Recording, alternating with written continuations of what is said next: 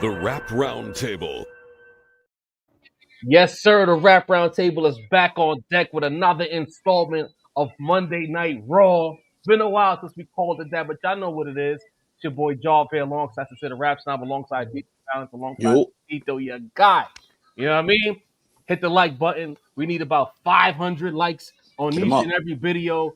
Run those likes up. 500. Every time. It's the freest thing you can do for us. Hit the like button, hit the subscribe option, hit the notification bell. Do Shout out that. to all the new subscribers. Shout out to all the long-time subscribers. But most importantly, shout out to all the real humans. Humans, talk Without about the real it. humans, there is no Rap Roundtable. So big shout out to the real humans that keep us in the algorithm, keep us leveling up, sharing with your friends. I checked out with stats recently, a bunch of shares last month. So y'all not being selfish, you're actually taking heed of the things we ask y'all to do. So salute to y'all. Love. And shout out to the people who don't like us. Because y'all help motivate us as well. So it's all inclusive here. The love, the dislike, it all helps us be who we are. Fellas, what's good? Chilling, man. Spotify ain't coming for us anytime soon. You know what I mean? Believe that. Nah, Better off knocking on that other door over there. That's a fact. Sheesh. They knocking on the door. They knocking on the door in Canada, apparently. But we'll get into that a little bit later. You know what I mean? Fellas, how was y'all weekend? How did it go? You know, we linked up Saturday to do the in studio. After that, everybody. Dini, did you make it out of the Bronx safely? No problem. Yeah. I made it to the hood, man. Shout out to Soundview. The homies did the Rose Bowl 2025. Great vibes. And after that, I jumped my ass back in the cab home, man. I ain't crazy. I ain't coming on like money. My man took a cab from Brooklyn to the Bronx and then Bronx share rides, y'all. Share rides. Yeah, I ain't getting it like that. Share rides, y'all. Share rides. Say it with me now. What's going on? Share rides. That should be like a third of the price. Where that bread coming from, gang? Yo, I'm just a hard worker, man. You know what I'm saying? We doing good over here. We doing good. We work it, you know? A lot of work. A lot of shared rides, but a lot of work. Moving around like a scammer out here. Uber rides from borough to borough. Yo. There was supposed to time when Dini was taking revels. Now they took him off the streets, bro. They were still in the streets. That'd be my mode of transportation. You a car nigga, so you don't know about the shared Uber though. The shared Uber is a game changer. You know what I'm saying? A $70 ride go to $40 real quick. I've shared Uber. Pre-pandemic, I took a couple of shared Ubers when I was carless, but you know, post-pandemic, if I ain't in the Uber Dolly, I ain't in it. You know what I'm saying? It helps. Yeah. It helps.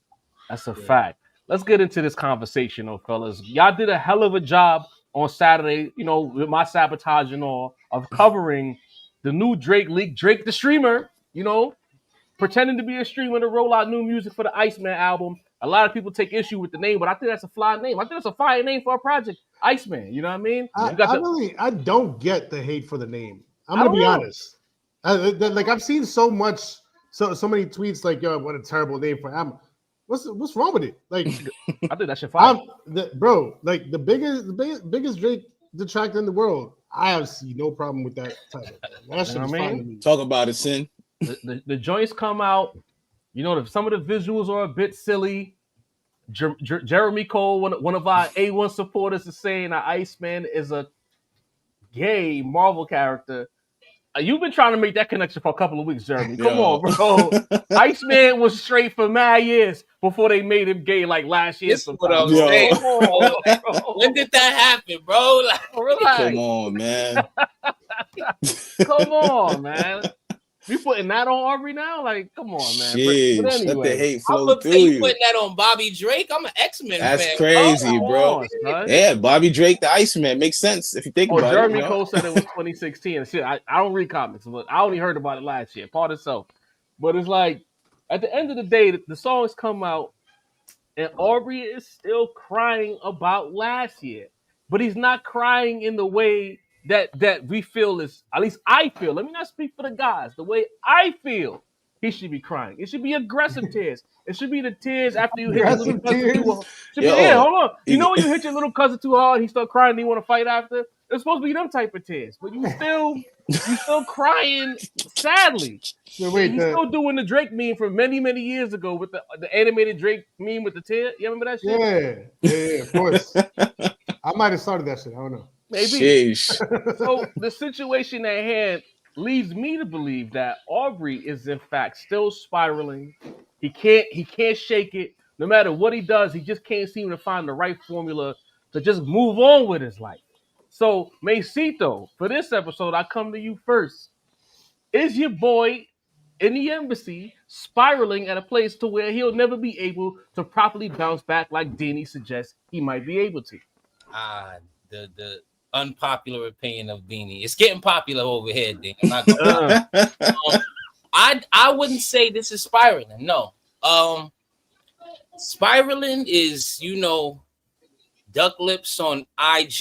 You know what I mean? Spiraling is releasing the vaults 100 gigs to, a tepid response. Putting out Wangan Delilah. To me, that's spiraling. You know what I mean? No cap.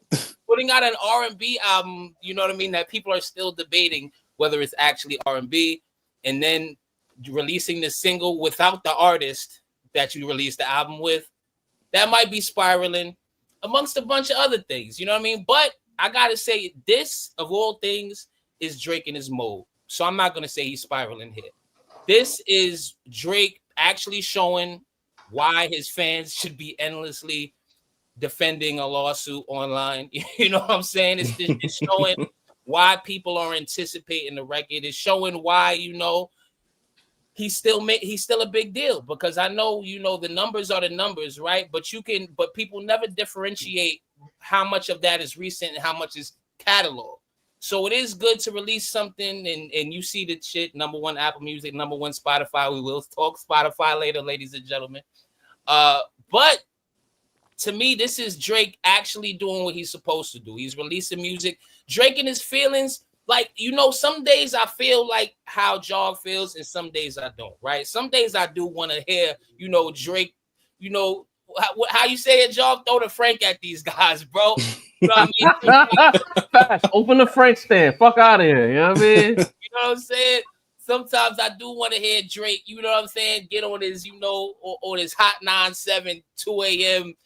DJ K Slade freestyle type shit. Sometimes I do. You know what I mean? It's hard being a Drake fan online. You know what I mean? The dissertations I'm getting from fans right now, but due to my unpopular opinion, will show you that. So sometimes, selfishly as a Drake fan, I want you to be like, yo, be a tough guy. You make us look soft by acting soft. But I have to think this, right? Drake, to me, right now, is in the problem that he's in more than anything, from not being himself. And to come out aggressively and not be in your feelings, not be emotional about shit that happened to you, not rail about, fake friends. That's been, no new friends should have been the shit that he listened to. So to me, asking Drake to not be himself is further digging a hole for him to end up more fucked up. If this is how he wants to release his music, as long as it's good sonically and lyrically, I'll take that over him pretending to be something he's not. Shouts to the Mob Ties, shouts to Jay Prince. You know what I mean? Pretending to be something he's not. And, even further fucking up his brand and his reputation. What a strong start right there from the capo of OVO himself, Macito. The lieutenant is up next. Do you need a balance? What's going on, man? Is this guy spiraling? Interesting. You gotta go to what you know. Everybody has that old faithful. Whenever it didn't work, Kobe had that little shimmy, turn fadeaway, little shoulder, little top of the key type shit. You need something to go to reinvigorate your fans. Is this spiraling? Outside of the lawsuit, it's pretty much Drake's MO. This is the Drake we've been laughing at for the last 10 years, roughly, outside of the lawsuit. Only thing now is music, man. Only thing now is music. The music will be the end all be all. I do think it's some kind of spiraling because he's just looking to regain footing, but this might be, since the whole issue started, the most cleanest of looks that he's had since the whole shit started. So if this is spiraling and we're getting a nice little, party anthem, and we getting a little, the introspective joints Drake usually give us, like I said, he's giving us what he usually gives us, because when you fuck up and you have to find your footing again, you have to go to what you're used to. And this is his bread and butter. And I think this is what we're going to get. I think it's going to be a lot more of, what did you call it, Mace? 5 o'clock shadow Drake? You know what I'm saying? Era, bro. It's going to be a lot of trying to nostalgia the fans back. You know what I'm saying? As the driving around the city was, as the showing the face on the billboards, it's trying to re-ingratiate yourself with a fan base that's looking at you crazy. Obviously, you see the way they greeted him in the 6. A lot of the talk online is I hate Drake, but in the streets, you know, people show love like they always do. So I just think I saw a guy call him a bitch in the street. One. I mean, you're right. That was one guy, but he talked to like 8,000 people though. You get what I'm saying? I don't want to make this a defense thing. I just want to make this so.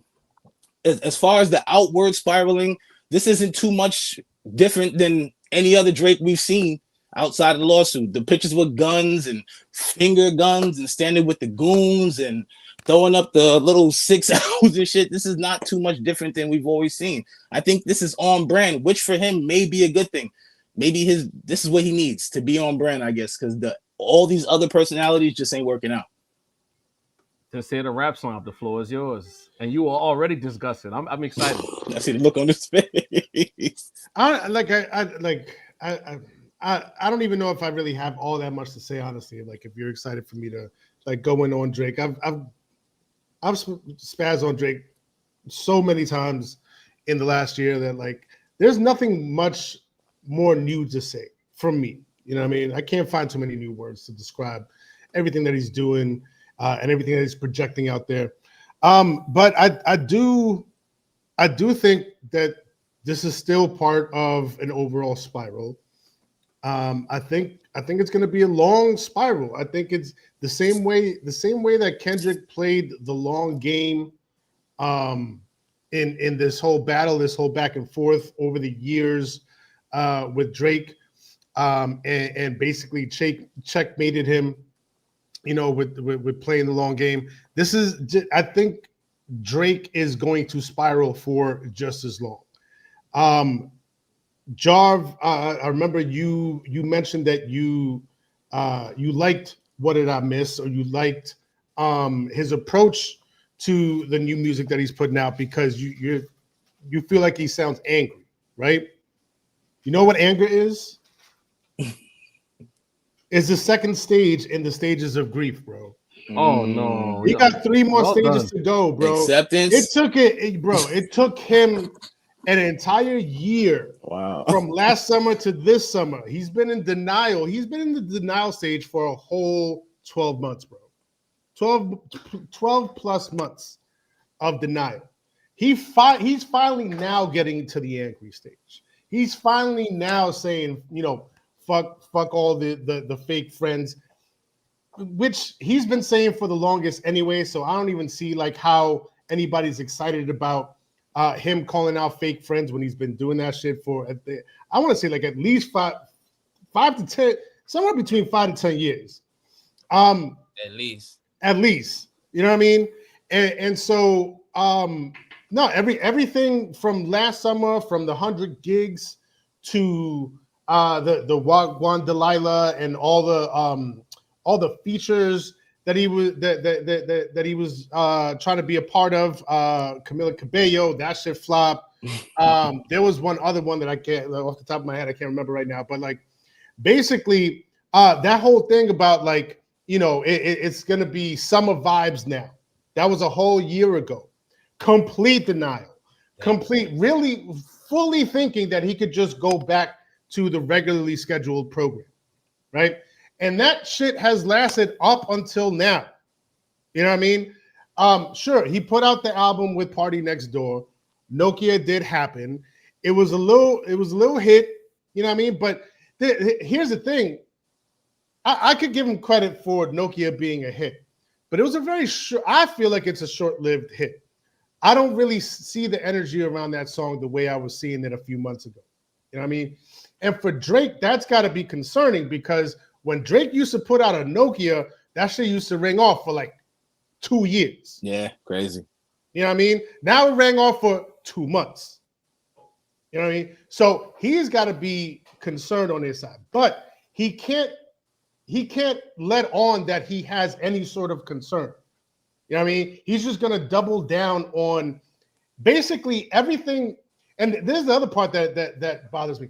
Basically everything that people seem to be calling him out on, instead of reflecting on it and saying, oh, maybe they have a point. Let me try a different direction. No, he's going to be petty and he's going to double down on it.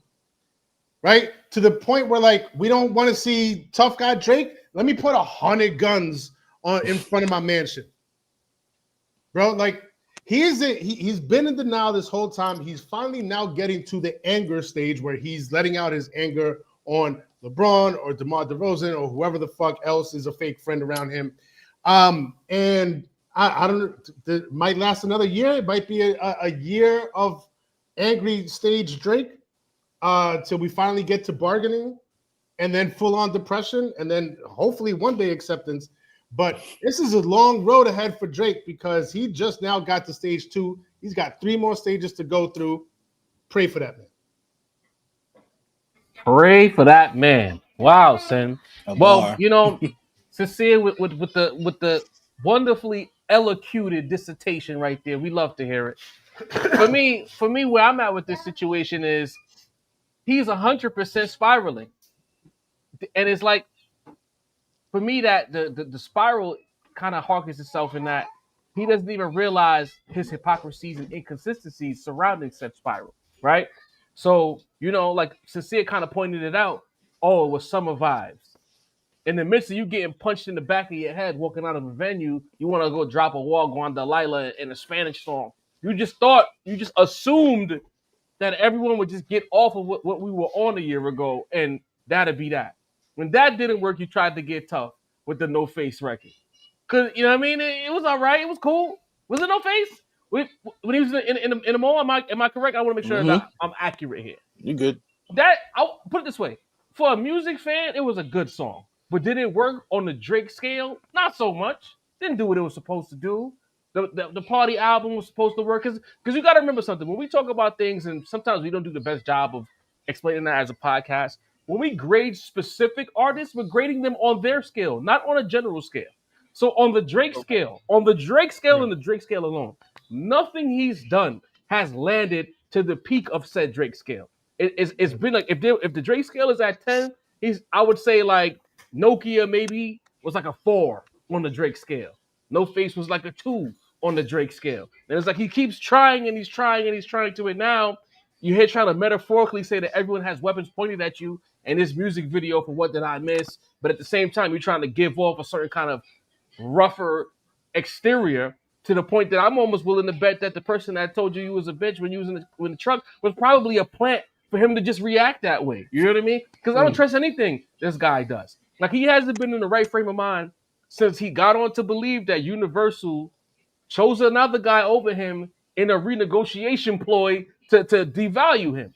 So whereas most guys, or most competitive people see somebody trying to play with their value, they turn the volume up on said volume and they get even crazy. Let's go back in time. Like I've always said, Drake missed the boat so bad he don't even know, and his team don't even tell him.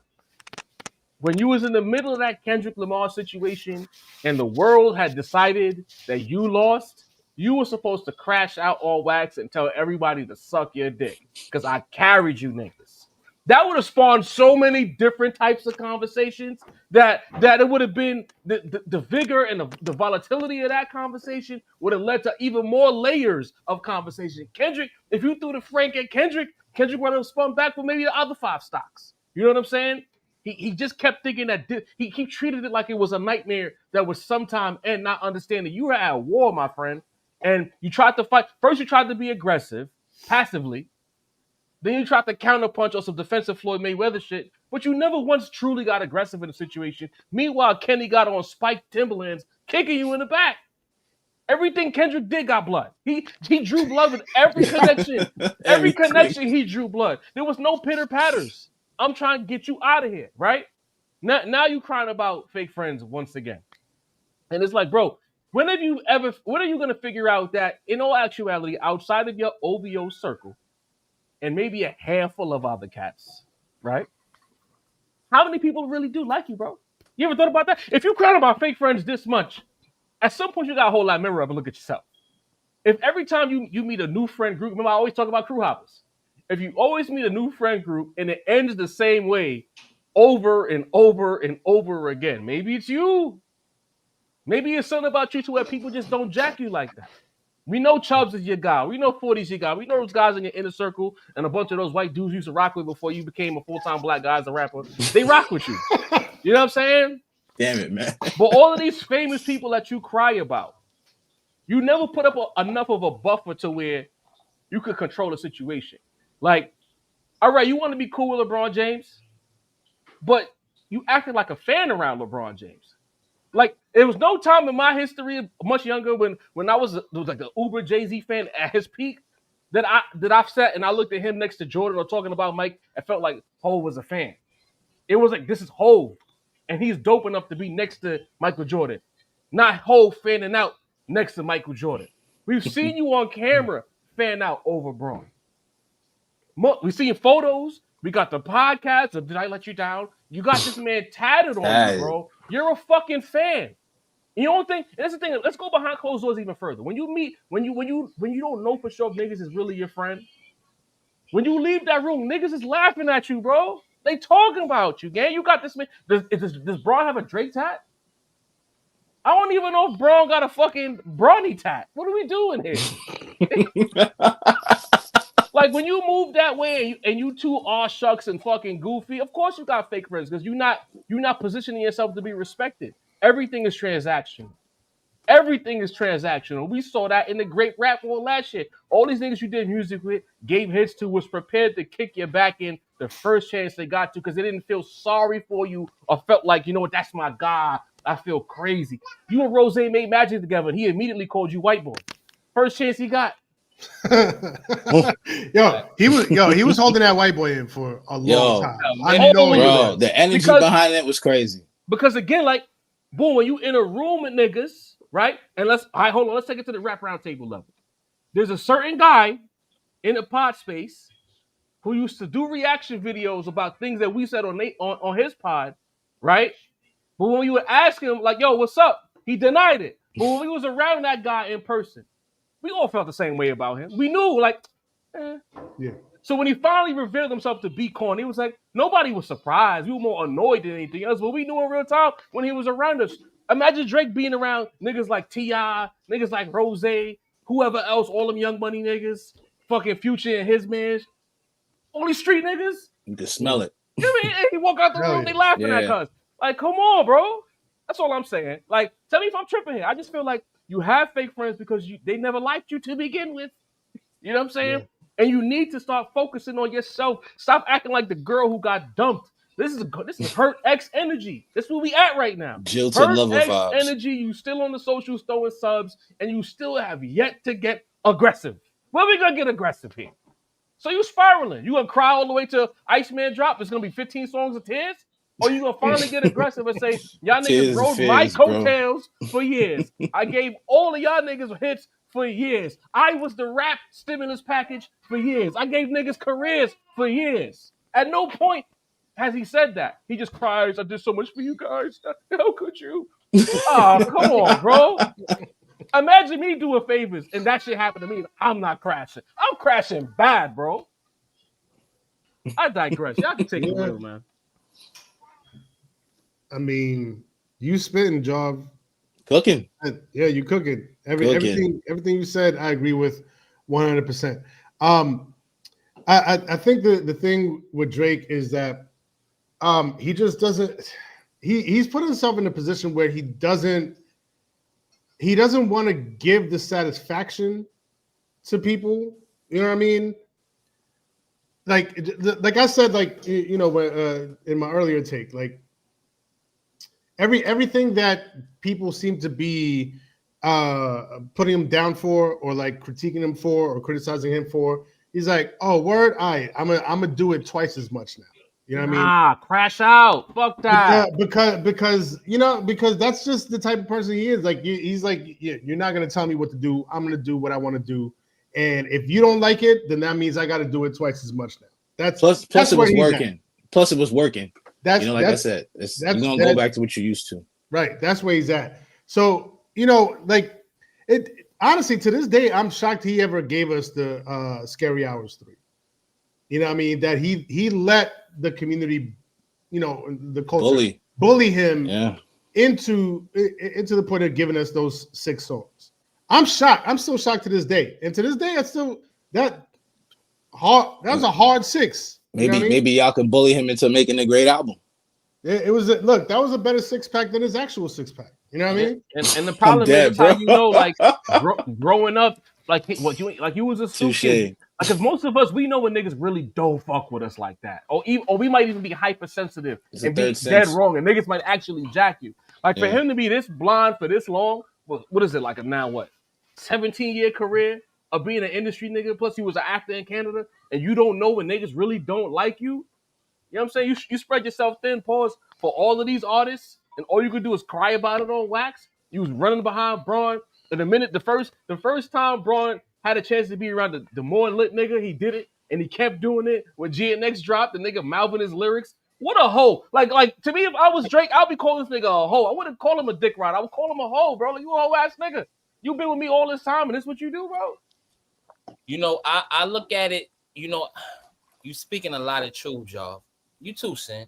But, you know, I look at it almost a little bit differently since I'm as much of a fan as I am, right? Because for me, I feel more disappointment than anything, right? Because Sin mentions Scary Hours, right? We speak about some of Drake's best moments musically in the 2020s have been, you know, Middle of the Ocean, have been Churchill Downs, have been, you know, Champagne Poetries, songs where he's alluding to this happening, alluding to people plotting against him, alluding to the record labels wanting to get him up out of here, alluding to people clicking up to go against him. So for me, I find more disappointment. And for me, I find more like I'm able to analyze the lyrics on a different level because I'm familiar with his lyrics. So when I listen to it, although I like it, what I find is a contradiction, right? Because I've been rapping about this moment coming, this moment happening. So not only were you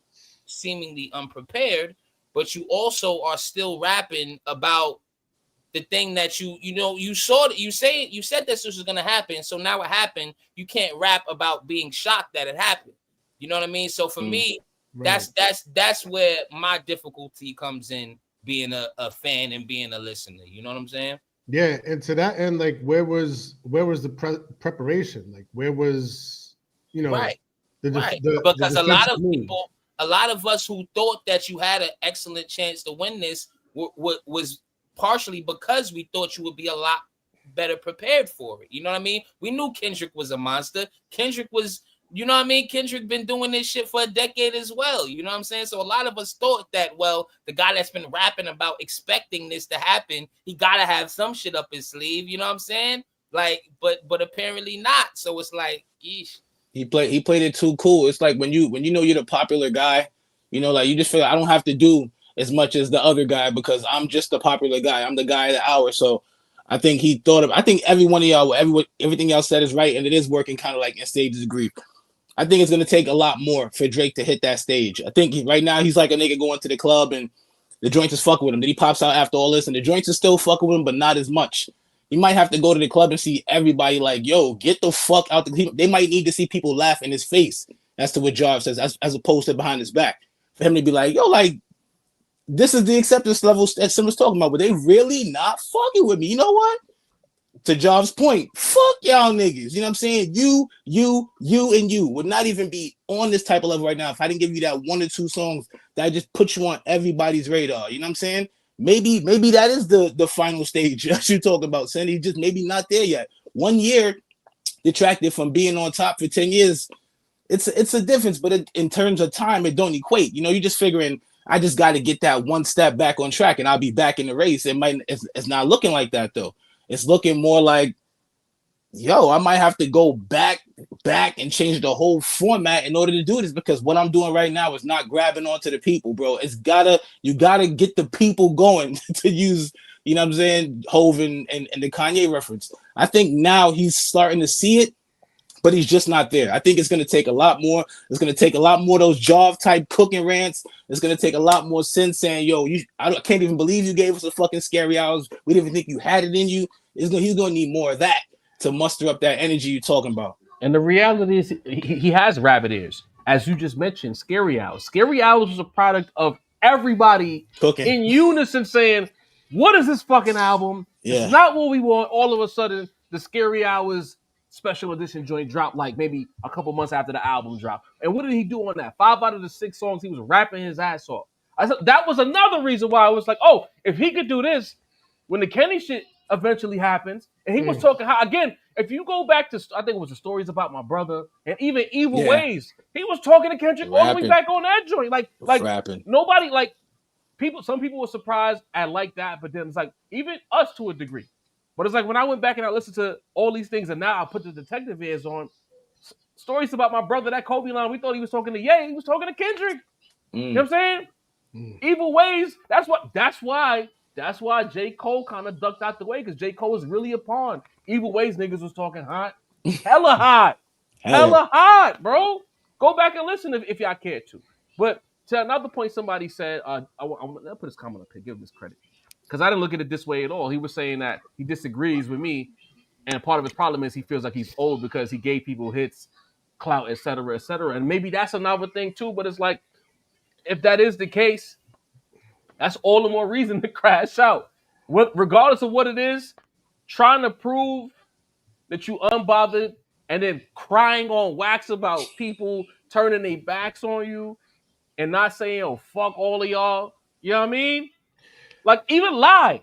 Tell Drake, tell bro you made him lit. Fuck out of here. Do the Jim Jones shit. Like, lie, bro. Like, I didn't even know who this nigga was. You know what? Here's what I'm going to say. Be a rapper, Drake. These are the times when you're supposed to get in your bag and say the most self-indulgent shit. They playing with you right in your face. And I want to be clear. Somebody else commented said that, like, the pop-out wasn't the first time like LeBron went to a Kendrick concert. That's not the point I'm making. What I'm saying is, in wartime, LeBron chose a side, and it was Kendrick's side. Yeah. That is the point.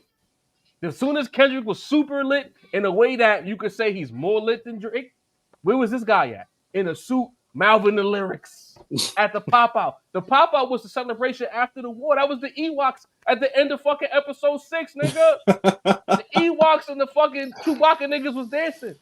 That's what that was. You wasn't supposed to be there. You were supposed to be back at the embassy. You don't see, was Kevin Durant at the pop-out? Nah, listen. Nah, I ain't see him. OVO, they was telling niggas to turn out like us off. That's what they was doing. Facts. Is it all right? Just to push back a little bit, is it possible LeBron could just be like Sweden, like he has no dog in this fight? He's just neutral. You feel the same way about Snoop Dogg when he posted Taylor made freestyle? I mean, talk about it. Talk about it. Oh, that was a little different. It was mostly the AI. It was mainly the AI usage of pop. Mm-hmm. You know what I mean? I would have figured, you know what I mean, Snoop would have known better than that. You know what I mean? Anyway, but my point being, you know, like we know LeBron to just go wherever he's, you know, him and Dini, Kindred Spirits, they just go where the vibes is at. You know what I mean? Wow. And so, like, if the vibes is I don't even like the way that sounds, bro. Matter of fact, I don't. Nah, Dini, that sounds very weird. You go where the vibes is at. Nah, the way it sounds. You are the only nigga on the podcast who has defended Jay-Z, Nas, Kendrick, with the same fervor, bro. Bro, I gotta go with the facts, my nigga. The facts. I gotta go with my facts, though. It is what it is. I don't like the whole. I'm hearing like you just go wherever the vibe goes. No, I don't like that. Y'all niggas making that shit sound weird. I don't like that. You be the man that say you walk with the righteous. You go where the vibes go. What's no, the vibes and the righteousness ain't the same thing. Usually righteousness is right by the vibe. I'm a righteous vibe, nigga. I don't follow the vibe. I am the vibe, nigga. All right, and somebody in the chat is saying bandwagon, and that's not the connotation. That's the shit. I'm like, I don't like that. That's not the connotation I'm giving because bandwagon. Right, because he's on OVO right now when it's a loose. He's saying that Braun is here for a good time. That's it. That's it. But if that's his, but that is his man's though. Yeah, granted, like I said, you got niggas tatted on you, crazy, especially niggas that's alive. That's a Drake problem. That's not a LeBron problem. It's not. It's Hold on, not. look, but if look, that's look. your man's in them, if that's my man's in them. You remember DMX told you that. No, What are we doing? Here's the fucking problem. Drake is Yeah, that person. let me just get it real quick Hold before on, I forget it. hold on, I'm hold gonna on. forget it. I've been trying to No, talk go, for the last go. 3 minutes. I keep cutting me off. And what I'm saying is, for the sake of LeBron, because we all want to cook. I understand. Yeah. LeBron, for the sake of him, he is allowed to like whatever. He's LeBron James. He can do what he want to do, right? He can like any rapper he wants to like. But at the same time, if I'm Drake and that's my man's, and you at the ops party, you are now the ops. That's all I wanted to say. That's it. That's it.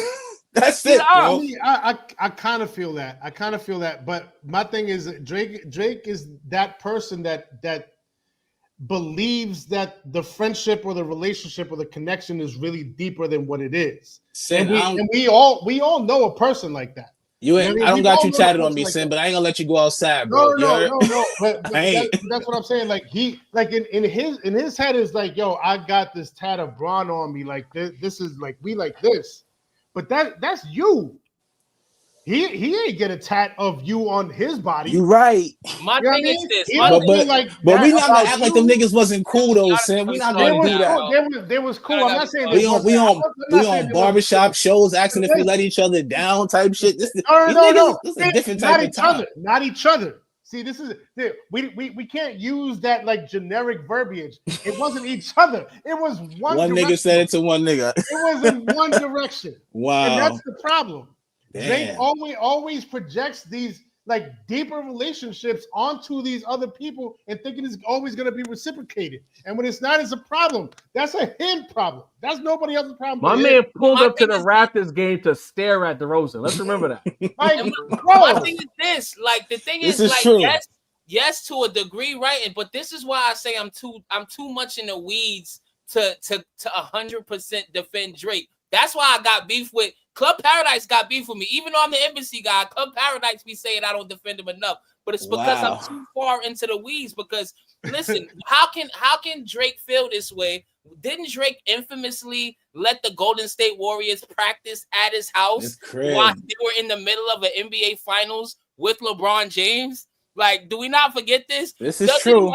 This is true. LeBron and KD, and they're like the biggest rivals in like during their time they play with each other. Wasn't this guy the fucking ambassador of the Toronto Raptors while at the same time letting the Golden State Warriors in the middle of the finals with them stay at his crib? Like Drake does the same shit, bro. He'll be cool with his friends' ops too, bro. Like so why? So it's a dirty game then, and it's a dirty game, my nigga. You've been playing the game as long as these niggas been playing the game. So now you look like a bitch because you crying about it, but you've been playing it. So either you're an idiot, or you just playing dumb, bro. Like it's getting me tight. I'm sorry. Well, welcome to the team, Mace. You know a fake Drake fan and I'm a fake Nas fan. Like we both. Yeah. I didn't know that Club Paradise was on out your heels. They slandering me, bro. But and that's the problem. They want this all or nothing energy, and it's just like, I mean, there's podcasts for that, there's groups for that, but we don't do that shit here. You know what I'm saying? Even like, yesterday, let's get into it with Club Paradise and the like. Yesterday, Macito's Unpopular Opinion, went live, and after there was some trepidation, but we put it out there anyway because people angry be damned. Y'all gonna find something else to be mad about, even if you agree with us, right? Anton Laird, I don't know what I did, but okay, I see you got my name in caps. I don't know what I did. I'm sorry, but first we had a dude named Dre was trying to corner Macito, basically saying, because long story short, the quick bullet point, Mace's Unpopular Opinion was that the battle in a lot of ways has become the worst thing because you can't, on the mainstream side, you can't do anything without either choosing a side with this battle or having to be attached to it in some form or fashion. And Dre was basically trying to disqualify Mace for admitting in the video that he was a Drake fan. So it's like, if a Drake fan is saying it and he's not trying to hide the fact that he's a Drake fan, and he even said on both sides of the aisle, if you will, that it's corny. What does his Drake fandom have to do with anything? But that's how people are now. If you're a Drake fan, you can't say nothing even remotely viewed as disparaging against Kendrick. even if it's not, and vice versa. To the point now, Macito, that you have fans apparently pulling up to fight. So I feel like you vindicated, Mace. If you're saying how ridiculous this beef has come, and you got fans arguing on Twitter to where they trying to dropping pins and pulling up, word to Temecula, shout out to Sin. Like you should feel vindicated, my guy. Talk to me, Mace. Like people are trying to fight over a rap battle now. Wow. I feel. Listen, they trying to fight over a rap battle, and the replies justified it as well. It's like people couldn't see past their fandom to see what I was saying. Like people. It's like Job. It's like you said. People are being forced to choose a side, right? Like they're making like fan fiction, fucking rap Avengers. You know what I mean? Like what? It's weird shit. You know what I'm saying? And I feel like even on the Drake side is just as bad. I'm in these spaces, right? So I see niggas pretending like Kendrick is not fucking selling out everywhere he goes, pretending like Kendrick did not do what he did. So for me, it's toxicity all around. And I understand it's like you said, Job. You throw your biases on the table, you know what I mean? Just to throw your hands up. It's like Job said. They come in to rob you, to tell you put your hands up, and you already got your fucking hands up, you know what I mean? With the wallet on the fucking table, bro.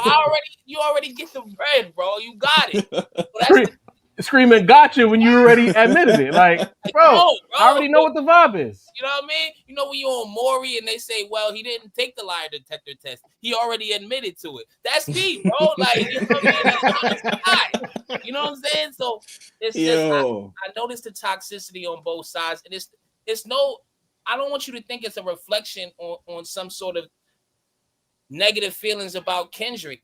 Y'all see me. I'm up here. I can't front against the music. You know what I mean? I make my little jokes like everybody else. We having fun here. This is the rap roundtables in the middle of a barbershop, okay? So it's like we have our fun, but it's like I'm not gonna pretend not to see what I see. You know what I mean? Like, yes, Kendrick is leading everything. Kendrick is at the forefront of the game right now, but it's like, don't you hear more shit negatively attached to him than his accomplishments? It's even that type of shit. You know what I mean? The fact that we can't celebrate. I remember Kendrick during the Good Kid, Mad City era, during the Damn era. He was celebrated a lot more during those eras, even though this is the bigger year. You know what I'm saying? So it's like, I feel like the negative feelings, the tribalism on both sides has just aided so much to make it feel like we can't even enjoy rap right now. Like, of course, I want the Clipse record like everybody else. Sin just mentioned the on our next episode how crazy Boldy James is going. You know what I mean? We here for Rome Streets. We here for Ransom. Y'all know who y'all talking to over here. We talking about that mainstream look. That shit where you see an upload on Hip Hop DX and they gotta mention some shit that happened in Drake's life. You know what I mean? When they talking about a completely different rapper. That time when you on fucking, you know what I mean? You on your favorite blog and they mentioning how, Kendrick's, you know, we can't enjoy the Kendrick record with Playboy Cardi because we got to hear a story about how Kendrick might have taken Drake off the Playboy Cardi album. Like, that's corny, bro. You know what I'm saying? So you automatically making Drake fans not like the record and vice versa. So it's toxicity all around that I feel is polluting the game. And I feel like, just like you said, y'all, after the fight, Temecula Part 2, I was just... Quality response there. I'm not even gonna ask my brothers. Like, this was your issue right here. You know, I just feel like this just proves Mason's point. And if y'all don't understand that, we can't help you with that. You know what I mean? Perspective is whack, man. You know, I'm trying to be peaceful, Dini. You know what I mean? But you said it. Yo, last thing on the Drake and Kendrick on the Drake and Kendrick front, right? There were some people in that comment section that felt the way about at least me, because I don't think that my guys, I don't remember when I was like, yo, why is Pusha T dissing Travis Scott? Was anyone else standing next to me on that? I don't remember. It was a little catty. I was on the fence. I said I didn't mind the dissing, but I didn't like the immediate interview about it afterwards. I'm just making sure I'm not dragging anybody again. Yeah, and I did mention the statute of limitations on addressing that topic after so many years. Bro. Got it. Okay. Yeah. So people were saying, why didn't y'all call out Drake for essentially dissing for his rollout? Well, we called out Pusha T for the same thing. So since I was the loudest on that particular topic, let me say this. I think it's all whack. Let's be clear. I wasn't able to really lock in with my guys on Saturday when they did the live stream. You know what I mean? So dissing Travis Scott, and it goes to show you now, right? Has anyone of y'all in the chat, not the guys, in the chat, have y'all mentioned the diss or even thought about Travis Scott in the last 3 weeks since that week when it was news? Have you even remotely thought about it? Have you said to yourself, I sure can't wait for Travis Scott to get back to Pusha T? Yo, that Pusha T Travis Scott was pretty crazy, right? Fiend Part 2. Man, Travis Scott sure looks bad. No one said that shit. They didn't give a fuck because the Clipse didn't need it. You know what I'm saying? People are more talking about the Clipse rollout and the interviews, the visuals, the fact that the sonic sound like this album might be album of the year contender type shit. To where we didn't need that diss. It was so unnecessary in the grand scheme of things. So when it comes to Drake, I will double down. If you're going to be passive aggressive and call out basketball players who can't rap, who wish they were rappers, and you're not talking to Kendrick, and now you can't talk to Kendrick because of the litigations. I know he's not suing Kendrick. He's suing the label because they helped inflate Kendrick's impact.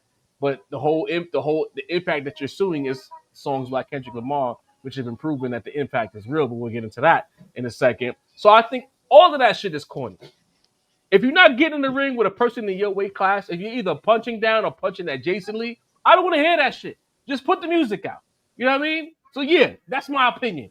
The guys might disagree, but me personally, Jarv, no, don't like it. Stop dissing on your rollout if it ain't a nigga who can fight back, or if you have a real issue. Like for instance, case in point, if Benny the Butcher has a project coming out, and like 2 weeks later, Freddie Gibbs has a project coming out, and they decide to diss each other, that is inbounds. Makes sense. If you're dissing LeBron James, you're dissing Travis Scott, out of bounds. I hope that helps you understand my perspective.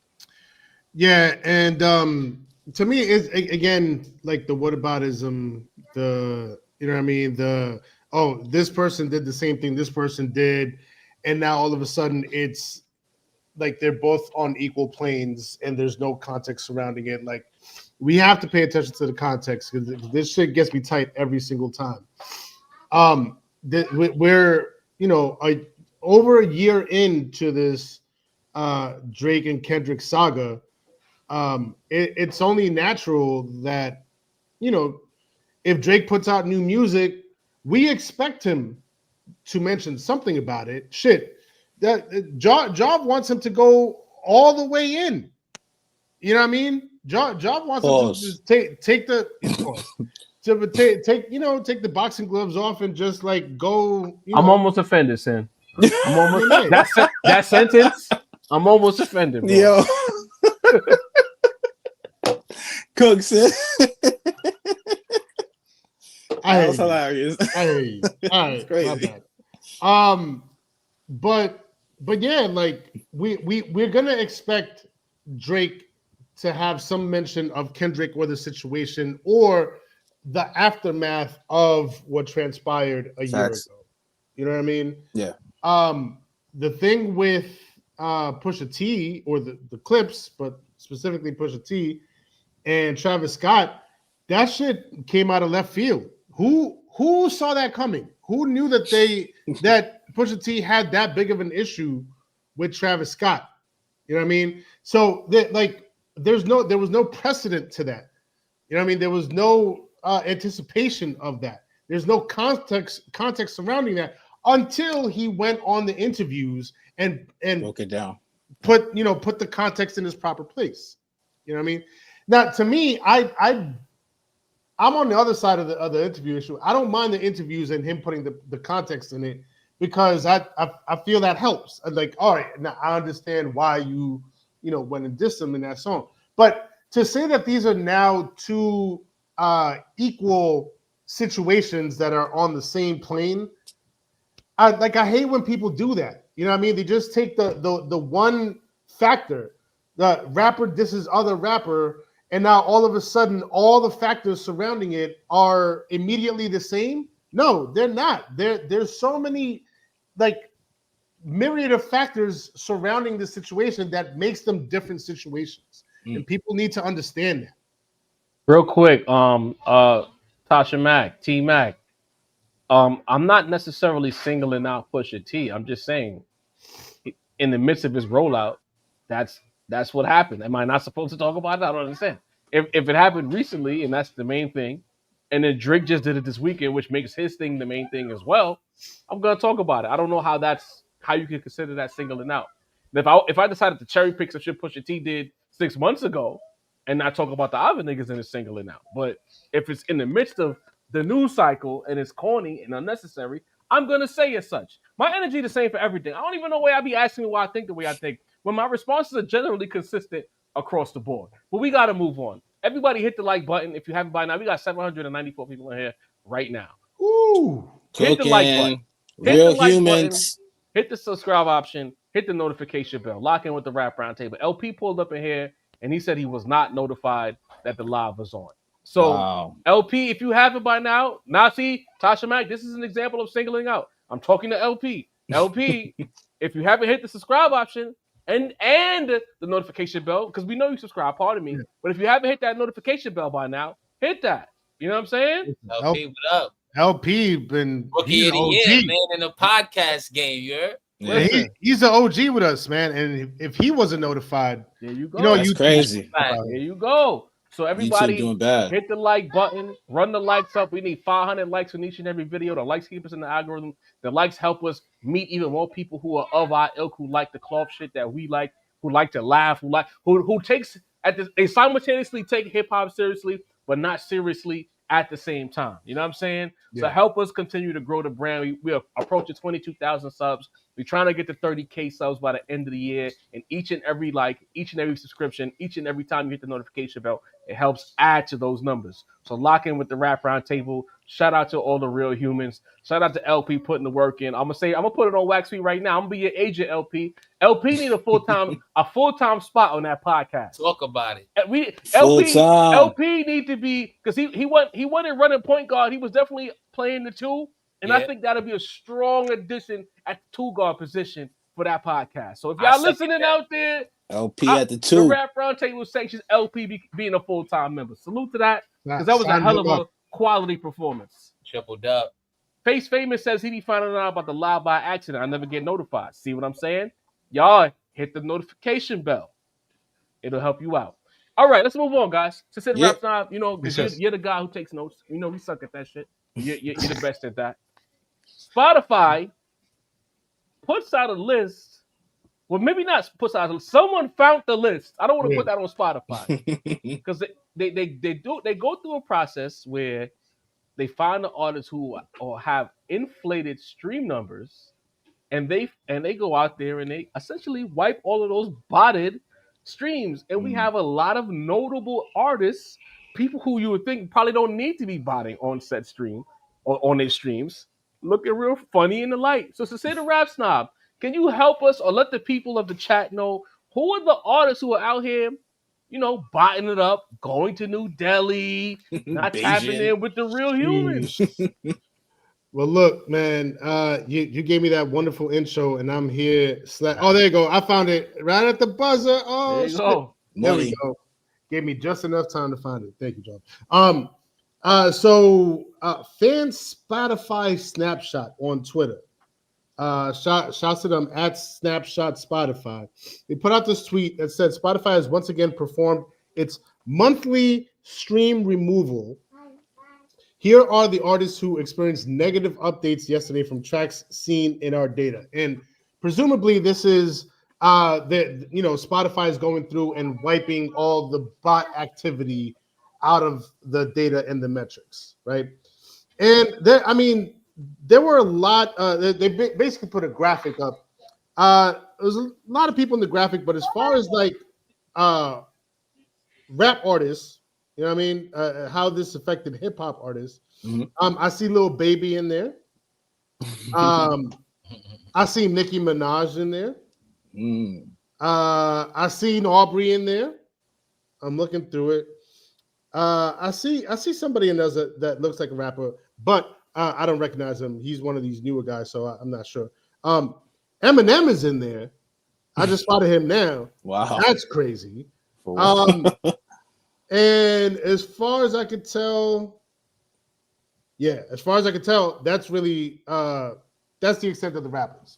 There's a lot of artists in this graphic, a lot of white artists, pop artists, K-pop artists, country artists. So what I mean, like this goes far and wide. But as far as like rap goes, Lil Baby, I seen in there. Nicki Minaj, I seen in there. Eminem, I see in there, and of course Aubrey. That's what we're looking at right now. People in the chat are saying that's fake information. It's fake news. Mesito, can you confirm or deny? It seems to be fake news because a more trusted source has said that this didn't happen. Now, we have to be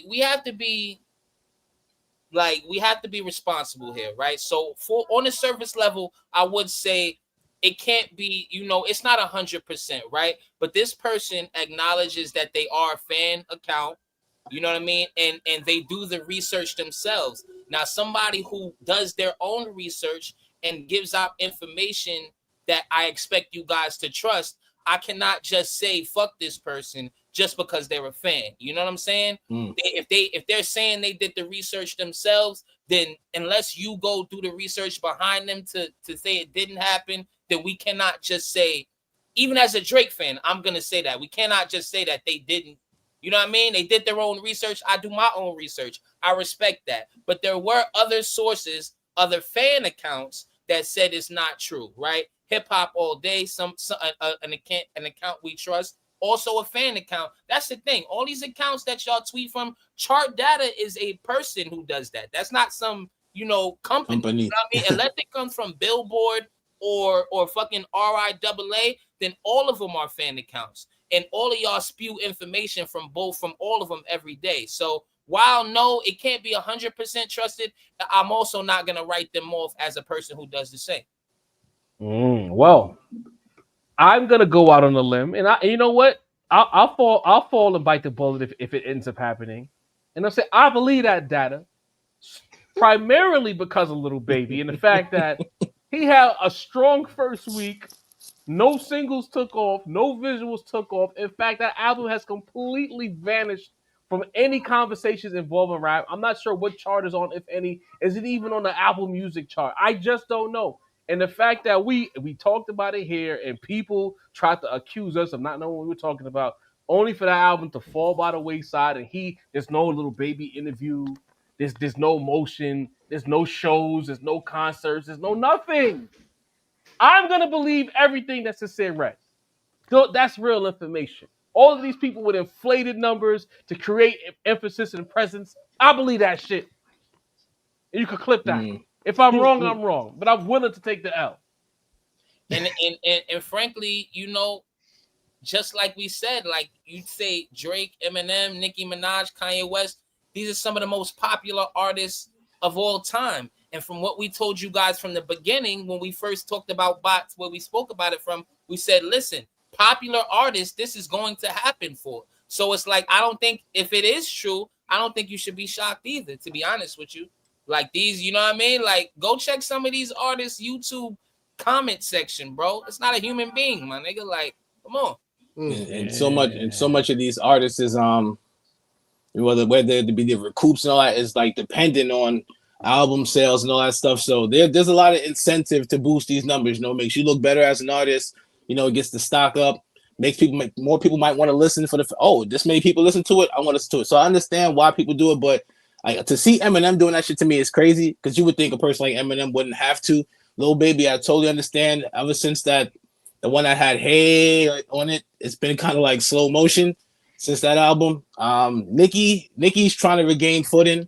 So I wouldn't be shocked that, especially when you look at all the other ladies rapping in the game who's just got such a big footstep. Look at it. Fuck. Glow, Sexy Red, Lotto, shit, Meg. There's just so many other women out there that just got Doechii. You know what I'm saying? Like Rhapsody. There's just so much shit going on that I think a lot of people are trying to keep up, so they going to the Beijing, man. It is what it is. And just to be clear, like shout to Big Beach. Real humans. To be clear, you know what I mean? I'm not saying this is factual one way or another, but I also want to point out that just because there's bot activity for certain artists doesn't mean that the actual artist is behind that bot activity. A lot of times it's fans. A lot of times is, you know, and it kind of tracks with fandoms like Nicki Minaj's, Barb's, Eminem. We know how feral they are. The stands. You know what I mean? And so how what? How feral. I hate y'all niggas. Yo, y'all gotta stay tuned to catch episode 127. There's a lot going on. You'll see the joke. The the foreshadowing. You know what I mean? So like a lot of times these fandoms, they'll take it upon themselves, like, yo, I want to boost my favorite artist numbers. So, you know, they go about their business and get it done. Somebody threw bots on us, bro. It's a cold game. Yo. I mean, up the chat crazy. I'm gonna shout out to Spicy Cottontail, ayo. But he says, do you think Joyner Lucas could single-handedly heal the Dot versus Kendrick hip hop divide with this Skepta talk? If America does nothing else, we're gonna ride for the home team. Consider this my cumulative offering. You know what? Yeah, I heard about that. Yeah, Dean, I've been waiting for you. Like, that's on our to-do list, but I'm saving that. All right, say less. But to answer your question in regards to Joyner Lucas, if he's Captain America in a situation, we are screwed. Anyway. God damn it. Yo, what you say? He gonna rap from the perspective of a screw? He's gonna try to rap with an English accent. Yo, and pretend to be the guys from UK who wanted to be the American rapper. And this gonna rap comedy, bro. He's gonna rap from the perspective of J. Cole being caught in between, because J. Cole ain't doing it right now. That's funny. Yo. But anyway, hit the like button, hit the subscribe option, hit the notification bell, lock in with the Rap Round Table. Last topic before we get up out of here. You know what I mean? This week, one of the biggest albums of the year, maybe the biggest album of the year as far as anticipation amongst the cloth. Not the mainstream, but the cloth. The Clipse, Let God Sort Them Out, drops this Friday. There's been a lot of hype, a lot of build-up. The rollout has been impeccable. Yeah. Now they're having the Apple Music sit down with Ebro. There might be even a special Apple Music listening event. So they're pulling out all the stops. Shout out to Rock Nation, in fact, because you know this is a Rock Nation production. How visible they've been and all of these other things. If Rock Nation gonna do one thing right, it's gonna make sure that your face is everywhere when it's time to be outside, right? If anybody's watching out there with connections to that event, I'm waiting. I'm watching my email. I've been checking every day. Email. Same. Every single day. Same. So we need in there, man. July 10th is supposedly the event. We are hoping that some combination, if not all four of us, are able to attend this listening event. We'll see how it goes. Fingers crossed. But anyway, will the Clipse live up to the hype that they built up with this project? Deanie the Balance, I'm coming to you first. I think they will. I think there's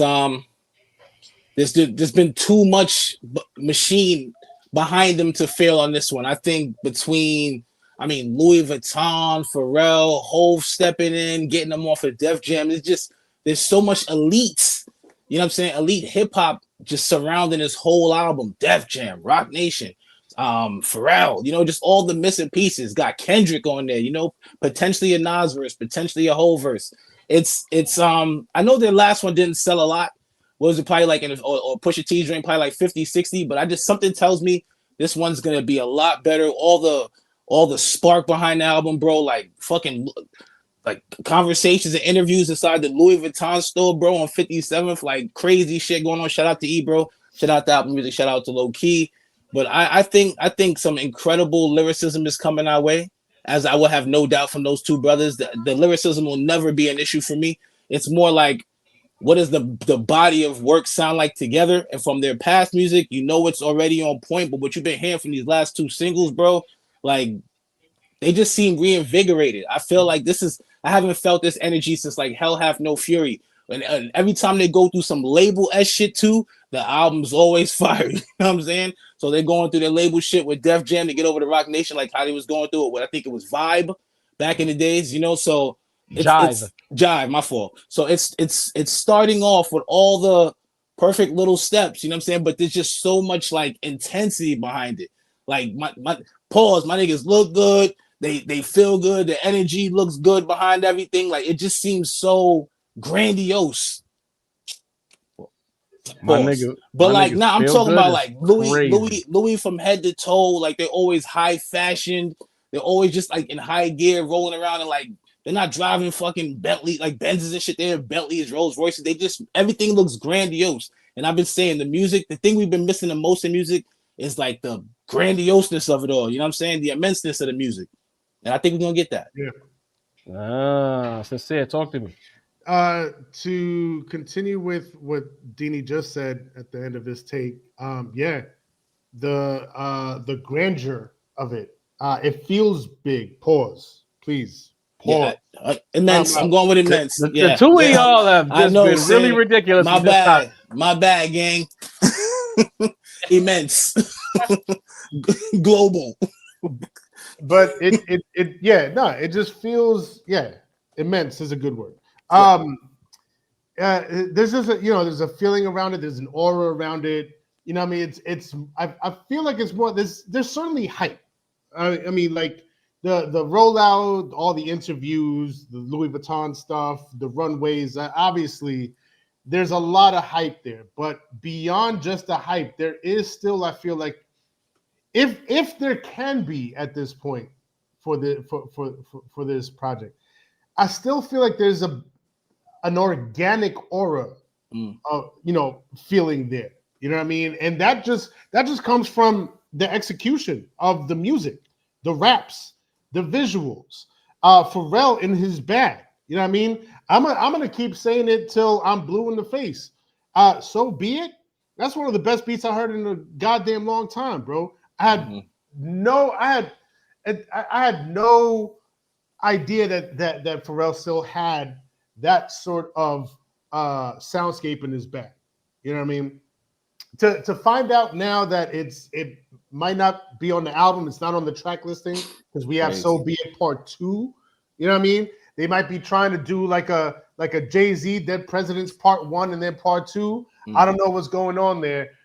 Some people are saying that that Part 2 has a different beat. I don't know if they might have been like a sample clearance issue with the original one.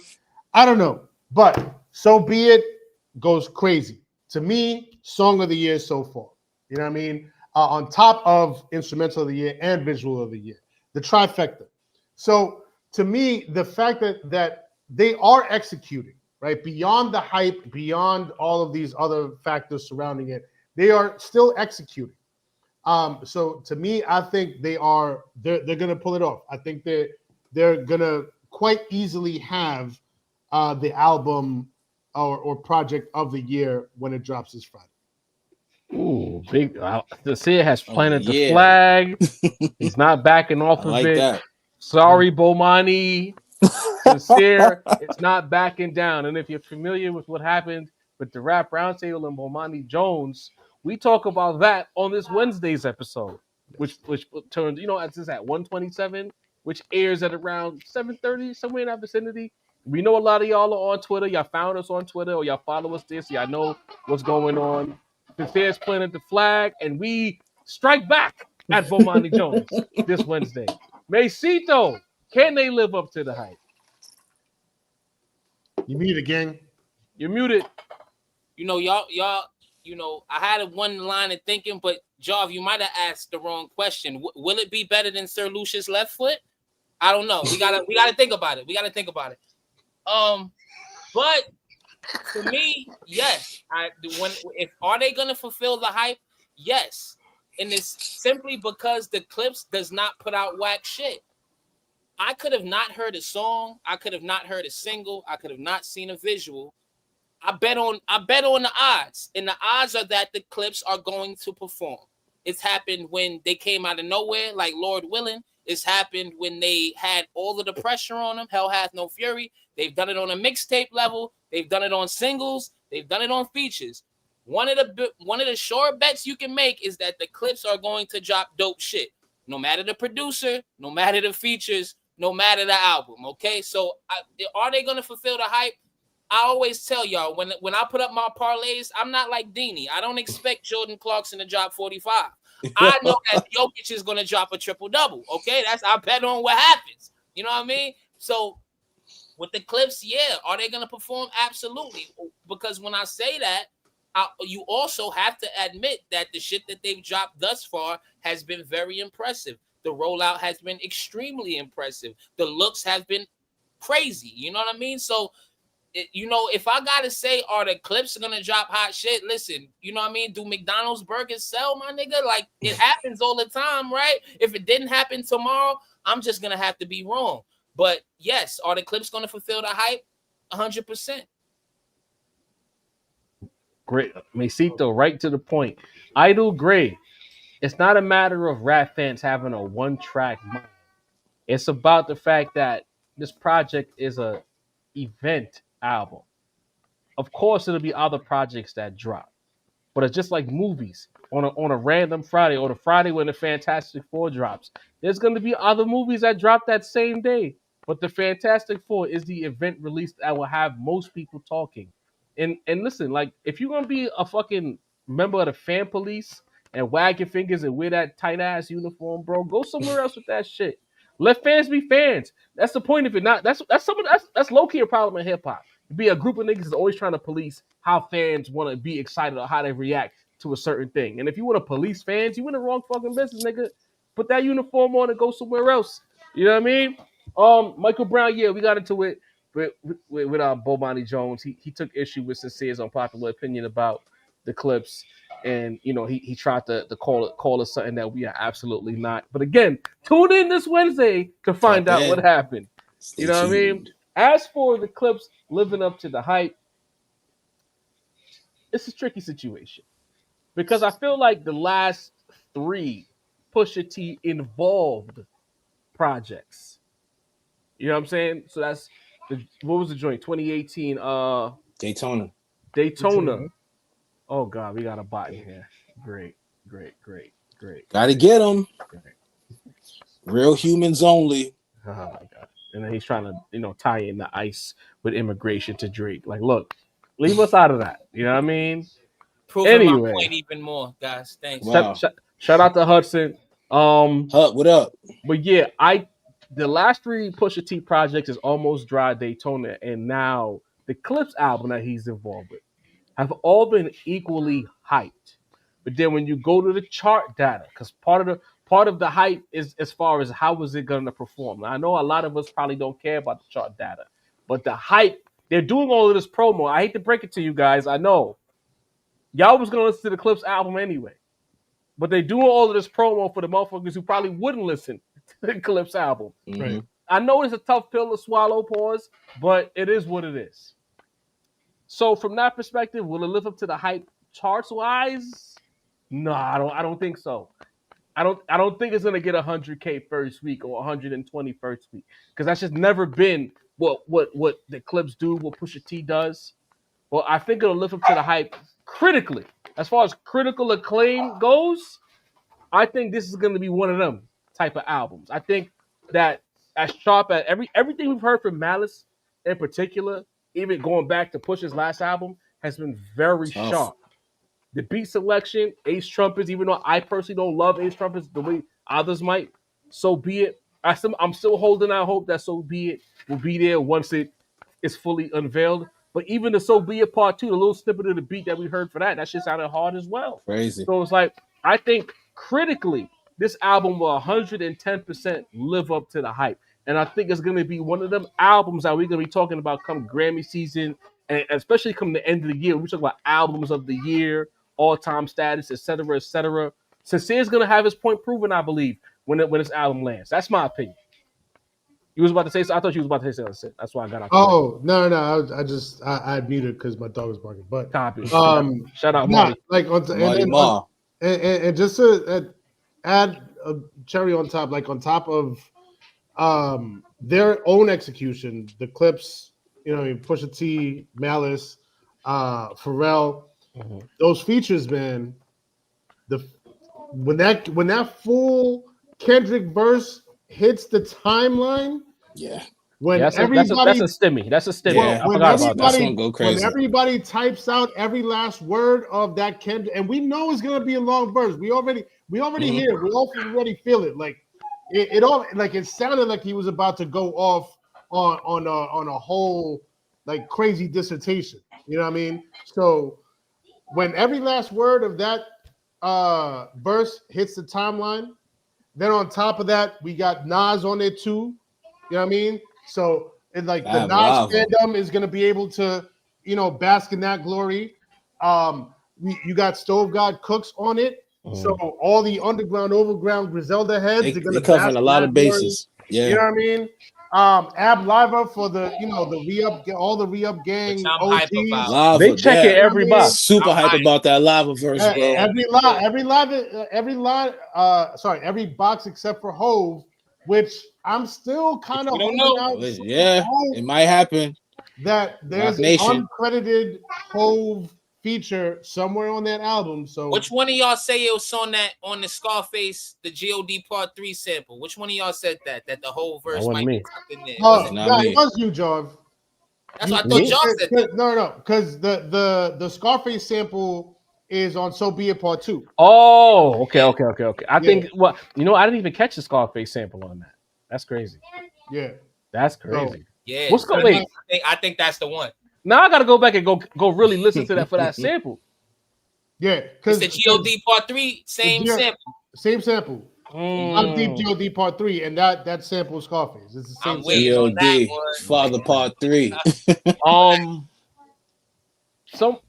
T Black said that they're doing bundles. I haven't. I don't care about bundles. But if they are doing bundles, that does in fact change. But does it, Mace? Because haven't they changed the bundles rule? Yeah, they took bundles away. If they do bundles, Clipse fans love to get fly. That's their aesthetic. So if they do bundles, I understand, but it's not gonna add to the sales now. It's a lot of Clipse merch dropping too. That's what I'm saying. If a T come with the album, it might lead to something. That's a nice bag right there. You heard? They're doing some shit with Carhartt coming up too. Mm. They did some shit with another brand not too long ago. Louis for the expensive niggas, get you a little Louis. You know what I'm saying? Shout out Rock Nation. Everybody hates Jay-Z. I get it. But if you are an artist and you got any kind of motion and you sign to the Nation, their promotional vehicle might be the best outside of any powerful Interscope related artists. Outside of that window, if you're with the Nation, you gonna get promoted. You might not, the units might not unit, but you're gonna get promoted. You're never gonna complain about Rock Nation not promoting you. So check this out. They already dropped a collab with Cause, right? The artist sculptor Cause. They dropped a collab with Denim Tears, and now they're about to drop a collab with Carhartt. All before the album drops. I love to hear exceptional rollout, man. I love to hear it. Everyone, once again, hit the like button. I gotta go back and listen to So Be It too. I gotta listen to it with a sharper ear now. You know what I'm saying? Crazy. I'm gonna listen to that album with my fucking Jordan 4 bricks on, watching Scarface. The thing is, when I heard the So Be It Part 2, I could still hear the melody from the original version, and that's all I took from it. I didn't really actively listen to it, but now I gotta listen to it. Tap in, man. You know what I'm saying? Well, let's get to the final segment. Basically, the super chat is kind of like the de facto mailbag, if you will. Hit the like button, hit the subscribe option, hit the notification bell. We need 500 likes on each video. Still over 700 in here, man. All of y'all need to go over to that. Stop being stingy. Hit that like button. The King Rod 305 Gyms says, suing aside, I find it funny that Drake is calling the man he got tatted on him a dick rider. My good. You know what? Crazy. Quite the perspective. Crazy. Come on. Crazy.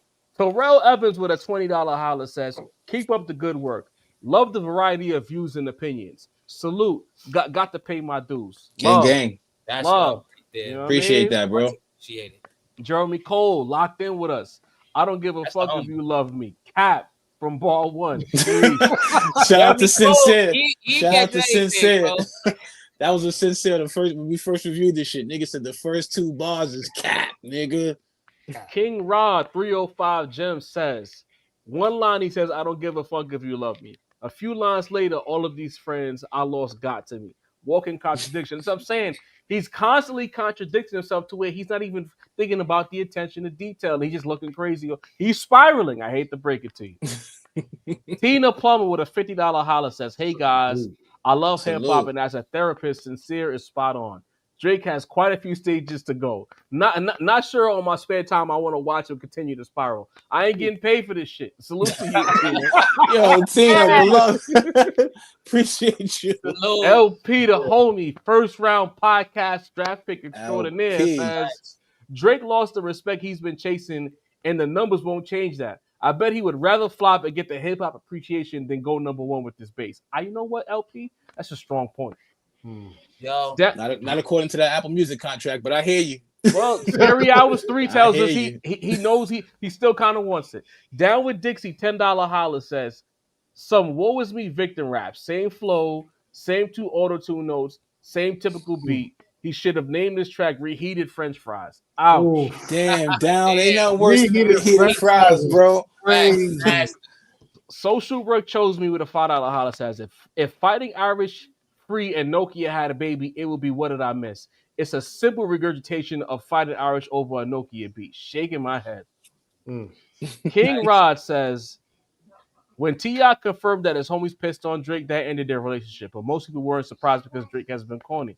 Fair play. When you get peed on, it's hard to ever come back from that. Yeah, it's pretty much a wrap. CC with a $20 holler says, Braun has been a fan of Drake for years. Braun has been a fan of Kendrick for years. He talks about it in an interview years ago. It's just his relationship with Drake was so public that people kind of overlooked that him and Kendrick also had a relationship. So why Kendrick ain't never been on the barbershop? Anyway, Chris, $5 holler says, so Drake can be a Durant fan and a Raptors fan as a fan of the sport, but his athlete buddies can't enjoy another MC's diss of Drake fans of Drake as fans of rap. Not when you go to the pop out and your wifey got to pull you from running on the stage and go dance. Yeah, it's kind of rough. Humble Bragger, $2 holler says, HB. Drake makes records with Thug. Hello, Wayne. Hey. BTG says, Coldplay and Victim on brand. Icicle guy. Damn. T-Mac says BTG. with a $20 holler, on Friday, Job said people were waiting till the first to support a rap roundtable. I don't remember saying that on Friday. We weren't on the air on Friday, so I'm a little confused by that. I resembled that remark. I choose to be encouraged about Drakaren's latest antics because he's putting efforts with his rollout. Wish JID will put more effort into his. I respect that. Just dropped that drink with Eminem, by the way. CC says, for you, FYI, I'm watching from Bermuda. Love the podcast. Discovered you guys during the beef. Been watching forever. Been watching ever since. Yes. That's appreciated. Love. Shaw Benton with a $10 holler says, we got to stop acting like Drake didn't call the cops. The fight is over. I don't want to hear him say anything about Kendrick. Touche. If I'm Drake, I call the cops and still throw the Frank. But Mrs. Carmen with a $5 holler says, salute. Temple University, my alma mater, has a new class beginning fall 2025 on Kendrick Lamar's music, Black identity, and urban storytelling. That's fire. That's dope. That's how you push the culture forward. That's Pac shit. That's Nas shit. That's salute. Biggie shit. No, I don't know if it's Biggie shit. Storytelling. Urban storytelling. We mean it's taught in college classes. Like the curriculum, I don't know if they're going to be using Biggie Boss for that. You know what I mean? G Rosario with a $2 holler says, so Drake is the real friendly guy. I don't know. It's not my argument. Oh, that's that term for real friendly guy. I thought that was Ariel's quote for a second. You know what I mean? Like, you trying to get us canceled. Social Rick chose me with a $5 holler says, what did y'all miss? This is Aubrey's crash out. Bet he never had a physical fight. He should embrace his corny. It's more authentic. He tried that. He tried that. Niggas flamed him. Fighting throughout his shoulder, remember? Facts. G Rosario says, great pod. Much love. We read Spicy Cottontail. That's a crazy name. Please change that. Different. Please be a lady. The homie Zig, home team, supporting the pod as always. Zig. Looking forward to that Clipse album, especially Malice doing his thing. Absolutely. Malice is style speed, man. Low key. Crazy. Nice. Oh, yeah. I take from No 2 would probably be God tier. Crazy. Cam Porter with a $5 hot says, I think Jim Jones will get smacked around on So Be It Part 2. Pusha did promise that he responds to Capo, so looking out for that. BTG says, imagine Braun siding with the ops while playing in downtown LA. You know how difficult them home games would be? Points were made. Are you saying you guys are bullies, Baylor? Yeah. Hold on. Don't say that because you know Baylor struggles to go up to his ears. No, he gets. Yeah, I mean, Reggie with a $5 holler says, incoming Cardi B remix. My ass is going back inside. I don't get it. Nice. Yo. Cam Porter with a $5 holler says, driving around in the ice truck alluded to the infamous hitman with a pending lawsuit is different. He's really a threat. Like, he's like the worst kind of person because he'll do something and call the police. You know Dangerous, what I mean? Bro. Nice. LT with a $10 holler says, salute. When H to the Izzo video came out and everybody named Mama was on it, Nas said nothing about it. Anyone. Just handle business with music. He not built like that. Too sensitive. Respect that was never there for them. Philosophical with a $100 holler. That's the homie. That's the homie. $100 My God. You know what I mean? You know him in real life? Nah, he's on a bunch of other podcasts, like the IRL podcast, the dating joints and all that. Shout out to Illa, the homie.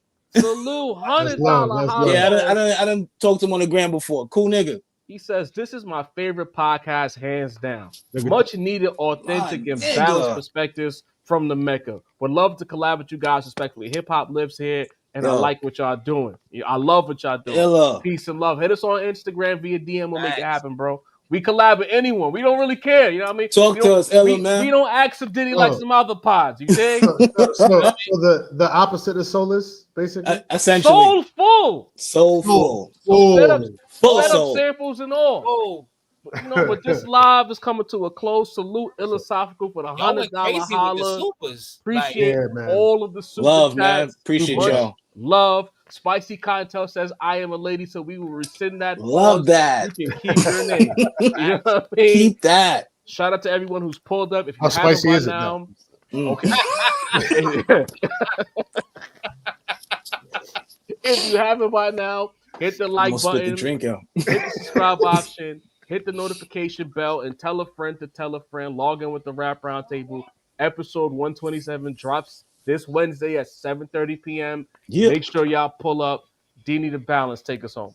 Salute to each and every one of y'all, man. We still got 704 in here. I see the likes is up to 366. Get us to 500, y'all. We appreciate y'all. Shout out to everyone who donated the super chat. We love y'all. Shout out to everyone who stood around and dealt with us. You know how we do. We love talking to y'all. We love the builds. We love the engagement. We love the conversations. We would love to have 1,000 trillion people in here so we can all get these builds in. You know how we do. We love y'all. Mesito, Sincere, Jarvie, D the Balance. With our powers combined, Monday Night Raw. You know where you at, man. The motherfucking Rap Roundtable. You dig?